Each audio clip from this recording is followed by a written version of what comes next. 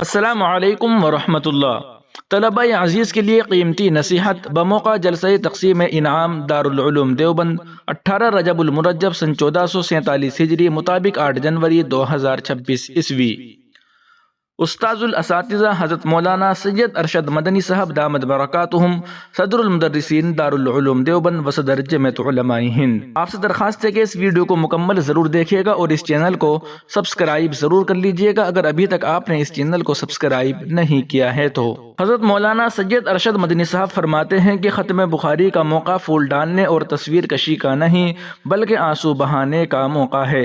بخدا میں نے اسی درسگاہ میں ختم بخاری کے موقع پر لوگوں کو اس قدر روتے دیکھا ہے کہ بے ہوش ہو گئے اور انہیں اٹھا کر کمروں میں لے جانا پڑا۔ یہ سب اکابر کے طریقے کے خلاف ہے اور دارالعلوم اسی وقت تک باقی رہ سکتا ہے جب تک وہ اکابر کی راہ پر قائم رہے۔ حضرت سیدنا ابو بکر صدیق رضی اللہ تعالی عنہ نے فرمایا تھا، انقص الدین وانا حی، اور میں کہتا ہوں، یعنی حضرت مولانا سید ارشد مدنی صاحب کہتے ہیں کہ میں کہتا ہوں کہ اگر دارالعلوم اکابر کی راہ سے ہٹ جائے اور میں زندہ رہوں تو مجھے جینے کا کوئی حق نہیں۔ دوستوں، میں مولانا مفتی اعجاز الحق خلیل قاسمی معین مدرس دارالعلوم دیوبند کی ایک بہت ہی شاندار آپ کو رپورٹ پڑھ کر سنا رہا ہوں۔ وہ فرماتے ہیں کہ آج 8 جنوری 2026 حضرت الاستاذ حضرت مولانا ارشد مدنی صاحب کے انعامی جلسے میں رقت آمیز اور درد انگیز بیان اور آپ کی طبیعت پر ختم بخاری میں درآئی رسم بیجا کے تئیں گہرے اثر نے ہمیں ختم بخاری 2020 مفتی سعید احمد صاحب پالنپوری رحمۃ اللہ علیہ کے آخری درس کی یاد دلا دی۔ اس کی ایک جھلک یادوں کی سوغات کے دریچے سے ملاحظہ فرمائے جو احقر نے، یعنی مولانا مفتی اعجاز الحق خلیل قاسمی صاحب نے دورہ حدیث شریف 2020 عیسوی کی فراغت پر احباب و اکابر کے فراق و جدائی کے لمحات سے متاثر ہو کر 36 قسطوں میں دلگزار رودات اپنے احباب کی خدمت میں پیش کی تھی۔ ملاحظہ فرمائے یادوں کی سوغات کے دریچے سے ضبط بھی نہ کر سکے، پھوٹ کر روئے بے نہیں۔ آخری ایام اپنی تیزی دکھا رہی تھی، ہر کوئی مایوس تھا، ہوا بھی ٹھہری ہوئی تھی، پھول مرجھائے جا رہے تھے، پورا ماحول یکسر بدل گیا تھا، دمکتے اور چمکتے چہرے بھی اپنی تابانی کھو چکے تھے۔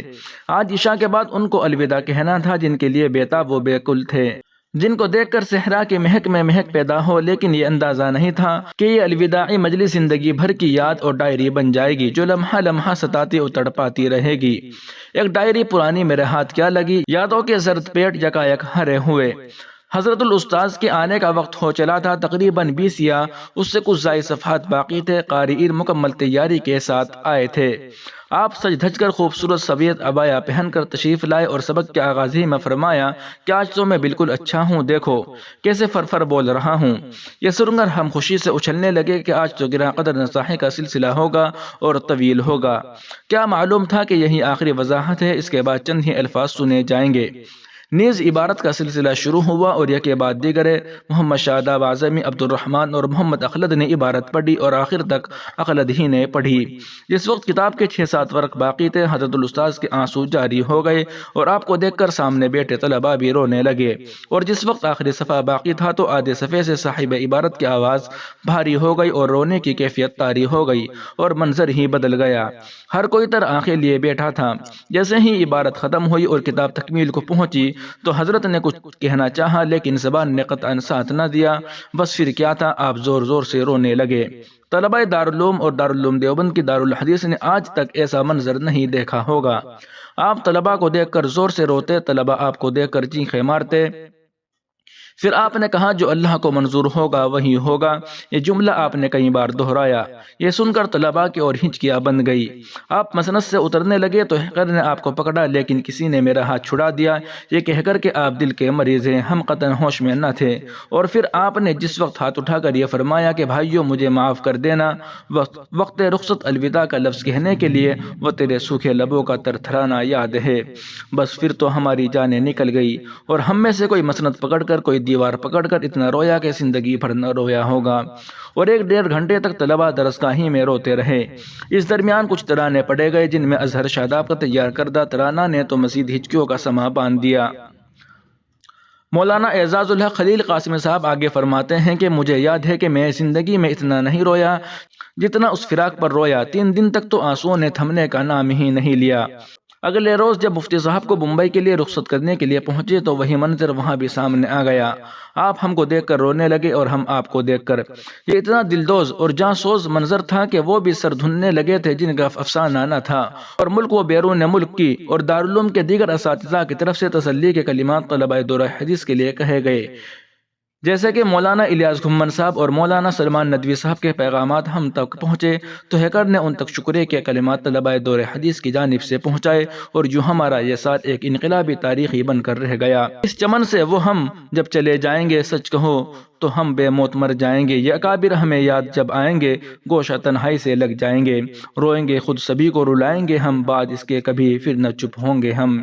بالآخر یہ عظیم شخصیت ہم سے ہمیشہ کے لیے جدا ہو گئی اور ہم سب حسرت و یاس کی تصویر بن کر رہ گئے۔ اللہ تعالی حضرت الاستاذ کو غریق رحمت فرمائے اور ان کے درجات کو بلند فرمائے، آمین یا رب العالمین۔ دوستو، مولانا مفتی اعزاز اللہ خلیل قاسمی صاحب کے مضمون پر استاذ محترم و مکرم فقیہ وقت مفتی سلمان منصور پوری صاحب نے ایک شاندار تبصرہ کیا ہے، آپ اس کو بھی ملاحظہ فرمائیے، جس میں حضرت نے اپنے استاذ محترم مفتی سعید احمد صاحب پالنپوری رحمۃ اللہ علیہ کے ختم ترمذی کا پرکیف دل نشین انداز میں تذکرہ فرمایا ہے۔ تبصرہ: اس مضمون نے دل کے تار چھیڑ دیے۔ ہمارے دورے کے سال جب اسباق ختم ہو چکے تھے، بس حضرت الاستاذ مفتی سعید احمد صاحب پالنپوری نور اللہ مرقدہ کا درس ترمذی شریف پوری شان کے ساتھ جاری تھا۔ سالانہ امتحان کی تاریخ قریب آ چکی تھی، اس لیے اب درس دارالحدیث فوقانی میں ہو رہا تھا۔ آخری ایام کے باوجود وہی انداز تشریح و تفہیم برقرار تھا جو پہلے دن سے رہا تھا۔ بالآخر ختم کا دن آ گیا، دل میں ایک خلش اور چبھن تھی کہ اب یہ مبارک سلسلہ ختم ہونے کو ہے۔ بہرحال حضرت الاستاذ المعظم مسند پر رونق افروز ہوئے، عبارت پڑھی گئی، درس مکمل ہوا، پھر کچھ نصیحتیں ارشاد فرمائی۔ اس کے بعد جب دعا کے لیے ہاتھ اٹھائے تو پوری دارالحدیث اسکیوں سے گونج اٹھی۔ اس فراق کے تصور سے کلیجہ منہ کو آتا تھا۔ ہمیں یاد ہے کہ دعا کے بعد حضرت الاستاذ کی تشریف لے جانے کے باوجود کتنے ہی احباب دیر تک اپنی جگہ سے اٹھنے کی تاب نہ رکھتے تھے۔ آج تک اس فراق کی ٹیس دل میں محسوس ہوتی ہے۔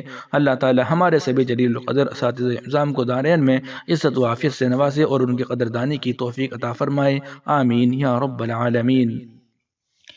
دوستو، آخر میں پھر یاد دہانی کے لیے آپ تمام حضرات کو حضرت مولانا سید ارشد مدنی صاحب کی وہ نصیحت یاد دلاتا ہوں، وہ قیمتی نصیحت طلبہ عزیز کے لیے قیمتی نصیحت بموقع جلسہ تقسیم انعام دارالعلوم دیوبند میں حضرت مولانا سید ارشد مدنی صاحب نے کی ہے۔ حضرت فرماتے ہیں کہ ختم بخاری کا موقع پھول ڈالنے اور تصویر کشی کا نہیں بلکہ آنسو بہانے کا موقع ہے۔ بخدا میں نے اسی درسگاہ میں ختم بخاری کے موقع پر لوگوں کو اس قدر روتے دیکھا ہے کہ بے ہوش ہو گئے اور انہیں اٹھا کر کمروں میں لے جانا پڑا۔